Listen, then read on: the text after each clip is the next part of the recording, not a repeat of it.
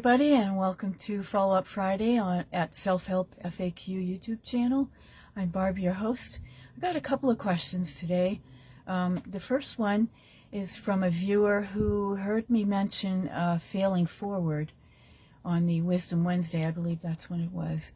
And they asked me the question, what does fail forward mean? Can you go into more detail and give some examples about that? Okay. So failing forward means that you look at your mistakes more as opportunities to learn and get better and grow, rather than viewing them as setbacks and then, hiding in a corner, licking your wounds. You use the failures as stepping stones to improve, adapt, and move closer to your goals. So instead of being paralyzed by fear, you analyze what went wrong, get the lessons that you need from that, and apply them to your future efforts with resilience and optimism. That's how you grow. So here's a few examples of that. I wrote them down on my notes here. Suppose you get a startup founder, someone who wants to start a business, and they launch a product and then it doesn't sell. Are they just going to give up and cry about it? No. Instead of giving up, they gather feedback from their customers, identify flaws in the product, and then work on the product, improve it, and then release it when it's improved, and see if it's gaining traction. And each time you get feedback from your customers, you can then improve the product and keep going forward and growing with that. That's one example of it. Secondly, if you're, just say you're a creator, like a writer or a musician. Let's start with a writer.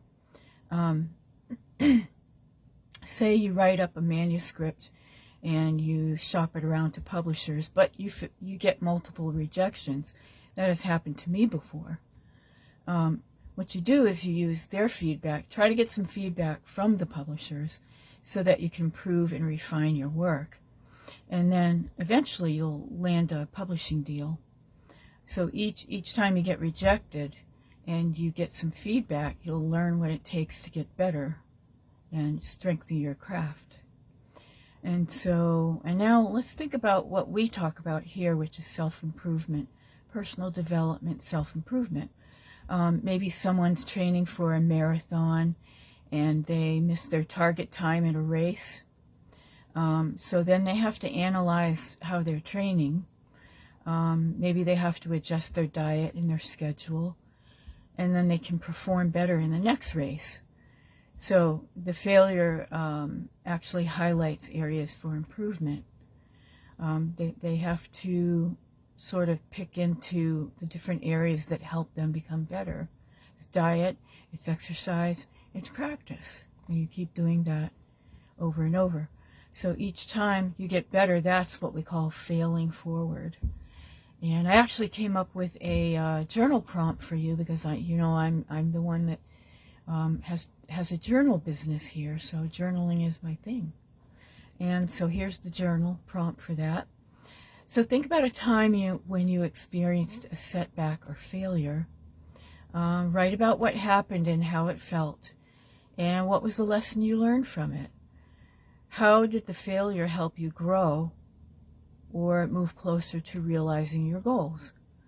If you had to do it all over again, what would you do differently? And how can you apply those lessons to your current challenge?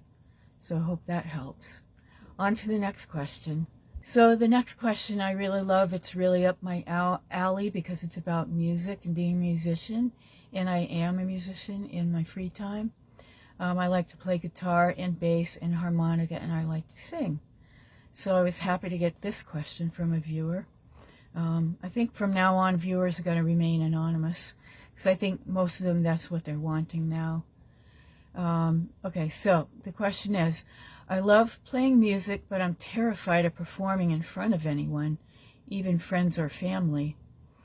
But I know I'm not going to get anywhere unless I do perform. But I'm scared I'll mess up or people will judge me. How can I decide to take that first step confidently? Well, I think first of all you have to realize that the music is your passion, and it needs to come out. Your passion needs a place to land. And in music, we love to perform, and people love to hear it. So I think first of all, you got to realize that your passion needs to be shared with other people. It's your gift, and gifts need to be shared with other people. So don't hold back from that. And secondly, maybe start small. Start maybe filming yourself playing the music and performing. Play the performance for someone. Next, maybe you have a trusted friend that's very supportive and you feel very comfortable around. Try performing in front of that person. That would be the next thing. And then maybe a couple of people. Maybe that person knows another person that you can perform in front of. Maybe you can invite over another musician or two, and you can just jam and relax and play music together, have a friendly jam session together. And then after that, I really highly suggest that you go to open mics. Perhaps start with an open mic that doesn't have very many people at it. Maybe it will have 4 or 5 people, a small open mic, because that's where you're going to really start to grow. When you start performing in public with a small group, that's how I started. I started with a small group. First I started with the singing. I went to a small open mic locally, and there was a musician running it that knew that I was nervous and shy about performing publicly. So what he did for my first performance is he gave me the mic while I was sitting in the audience. So I was sitting amongst friends, and he gave me the mic, and it was just me focused on him and me performing together, because he performed alone and just had people get up and sing. And so that very first time, I was nervous, but it started to feel a little better. And then the next week I did a little more, maybe another song. And then by the third week I was able to get up and perform in front of a small group. There weren't that many people there. And as time went on, it just got a little bit easier and a little bit easier. And as far as being afraid that people are going to criticize you, I've been doing this for, open mics. I think I've been doing open mics for about probably 27 years now that I've been doing open mics. And I have to tell you, of all the open mics in 27 years, I've only had one person criticize me, and it was just for playing, I think, one wrong note. Now tell me, does one wrong note make a bit of difference in this world? I don't think so. And even if you do make a mistake, most people aren't going to notice it. And if they do, they're going to be other musicians that they just have an ear for that. But we musicians, we really try hard to support each other. And so I really don't think that you're going to have too much of a problem with that. And if you do get criticized, just go home and journal about it. Talk to your other musician friends about it. They probably give you some really good comebacks that I probably couldn't repeat here, but they can be pretty funny. They can be great. But I highly recommend try some open mics. As soon as you get a little bit of experience with a few of your musician friends, and you start to feel comfortable, find an open mic that doesn't have a lot of people attending, maybe 5 or 6 people are in attendance. Start there, and then you can grow from that, go to bigger and bigger open mics. So in the beginning, I was afraid, and I had to sing from the audience. Now I can go to very large open mics, and it doesn't bother me at all. I really prefer playing with a band behind me, but I go to open mics where there isn't a band behind me, and it is still very nerve-wracking to do that for me, but because I'm so passionate about music, and I know that my gift has to be shared, like every other musician's gift has to be shared.